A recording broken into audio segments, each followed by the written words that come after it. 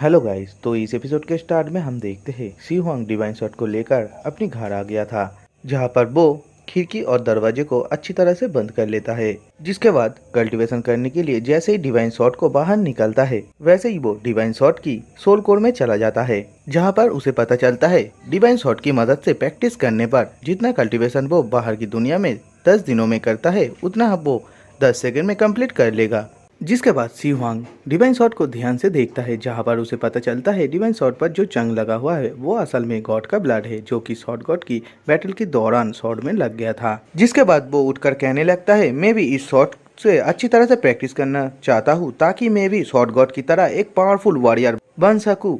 फिर हमें तियानवाई सिटी का सीन दिखाया जाता है, जहाँ पर दो लोग डिवाइन शॉट के बारे में ही बात कर रहा था, क्योंकि उन्हें शक था डिवाइन शॉट आखिर साउथ की तरफ कैसे जा सकता है। जिसे सुनकर उसका दोस्त कहता है, हाँ ये बात बिल्कुल सच है, क्योंकि मैंने इस बारे में ली फैमिली से सुना हुआ है। जिस पर उसका साथी कहता है, तुम लोग चाहे जो कुछ भी कह लो, मैं इस बात में बिलीव नहीं कर सकता, और मुझे तो लगता है डिवाइन शॉट को तियानवाई कॉलेज का ही कोई स्टूडेंट बाहर निकल कर अपने पास रख लिया होगा। तभी वो उसका दोस्त कहने लगता है, शायद ली जियांची ने इस शॉट को निकाला होगा। जिस पर उसका साथी कहता है, ये नहीं हो सकता, अगर उसके पास सच में डिवाइन शॉट मौजूद होता तो इस बारे में वो कब का ढिंडोरा पीट चुका होता। फिर हमें अगले सीन में सी हुआंग को दिखाया जाता है, जो कि उस डिवाइन शॉट की मदद से प्रैक्टिस कर रहा था। तभी उसकी शॉट से वही फायर फिनिक्स दोबारा बाहर निकलकर आसमान में घूमने लगता है, जिसे देखकर सी हुआंग भी काफी ज्यादा हैरान था, क्योंकि इस 5 एलिमेंट्स की दुनिया में एक पर्सन के पास सिर्फ एक ही स्पिरिट बीस्ट मौजूद हो सकता है। लेकिन देखते हैं सी हुआंग के पास तो आग स्पिरिट और फायर स्पिरिट दोनों स्पिरिट आ चुका था, जिन्हें देखकर सी हुआंग सोचता है, मैंने इसके बारे में कई बार सुना था, कोई कोई लोग ऐसा है जिनके पास दोनों स्पिरिट मौजूद है, लेकिन मैंने कभी भी नहीं सोचा था मैं उन लोगों की तरह हूँ। अब जबकि मेरे पास दोनों स्पिरिट आ चुका है, तो मैं इनसे ट्रेनिंग करके इन्हें अच्छे से मास्टर कर लूंगा। लेकिन तभी वहाँ पर सू यीफेई आ जाती है। तभी सी हुआंग उससे पूछती है, तुम इस वक्त यहाँ पर क्यों आई हो। जिस पर सू यीफेई कहती है, आज छुट्टी है, इसीलिए मैं तुमसे पूछने आया हूँ, क्या तुम मेरे साथ ताओयुआन विलेज जाना चाहते हो। जिस पर सी हुआंग भी राजी हो जाता है और कहता है कि मैं भी कब से घर जाना चाहता हूँ। जिसके साथ हम देखते हैं वो दोनों वहाँ से अपने घोड़े के ऊपर बैठकर ताओयुआन विलेज की तरफ जाने लगता है। लेकिन देखते हैं कुछ लोग उनका रास्ता रोक लेता है, जिन्हें देख के सी हुआंग पहचान जाता है, ये तो गोल्डन स्कॉर्पियन गैंग है। तभी उनका लीडर कहता है, क्या तुम ही सी हुआंग हो, मुझे तुम्हें मारने के लिए ऑर्डर मिला है। जिस पर वो दोनों ही कहने लगता है, क्या तुम्हें ली फैमिली ने भेजा है। लेकिन देखते हैं वो लोग इसका कोई जवाब नहीं देता है, और फिर अपनी अपनी स्कॉर्पियन बीस्ट को भी समन कर लेता है। तभी सी हुआंग भी उन सब से फाइट करने के लिए अपनी घोड़े से उतरकर आगे आ जाता है और सू यीफेई को वहाँ से जाने के लिए कहता है।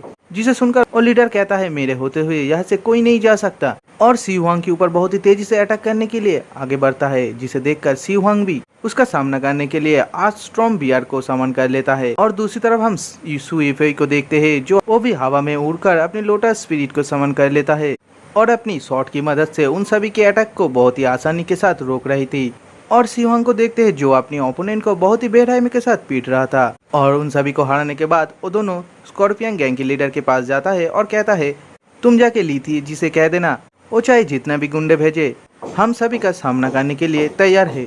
तभी हम वहाँ पर ली जियांची को देखते हैं, जो अपने साथ एक और आदमी को लेकर आ रहा था और स्कॉर्पियन गैंग के लीडर से कहता है, तुम सब तो किसी भी काम का नहीं हो। तभी सू यीफेई सी हुआंग से कहता है, अभी ली जियांची के साथ जो बंदा है वो ली फैमिली का ही आदमी है, और वो भी आर्थ मैजिक का इस्तेमाल करता है, और उसके पास जो कॉफिन है उससे उस बंदे ने ना जाने कितने लोगों को आज तक मारा होगा। जिस पर सी हुआंग कहता है, वो तो हमसे एक लेवल ज़्यादा है, इसका मतलब है उससे फाइट करने में हमें बहुत ही ज़्यादा प्रॉब्लम होने वाला है।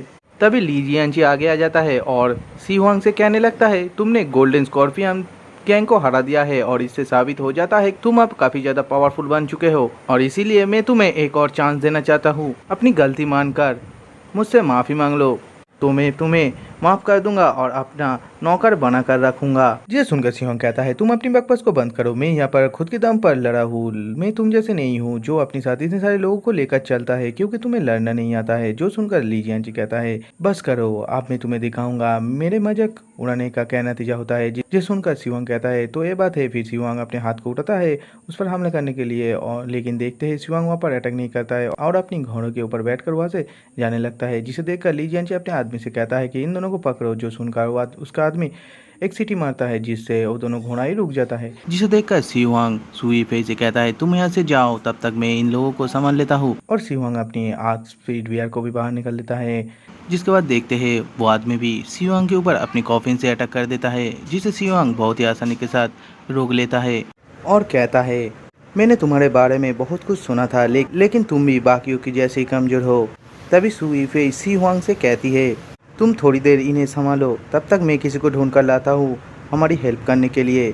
लेकिन तभी हम देखते हैं वो आदमी दोबारा अपनी कॉफिन की मदद से शिवांग के ऊपर एक पावरफुल अटैक कर देता है, जिसे शिवांग बहुत ही मुश्किल के साथ रोक पा रहा था। तभी वो आदमी शिवांग से कहता है, क्या तुम्हें पता चला यहाँ पर कौन सबसे ज़्यादा पावरफुल है? और दोस्तों, इसके साथ ही हमारा एपिसोड यहीं पर एंड हो जाता है। जल्दी लौटेंगे नेक्स्ट एपिसोड को लेकर।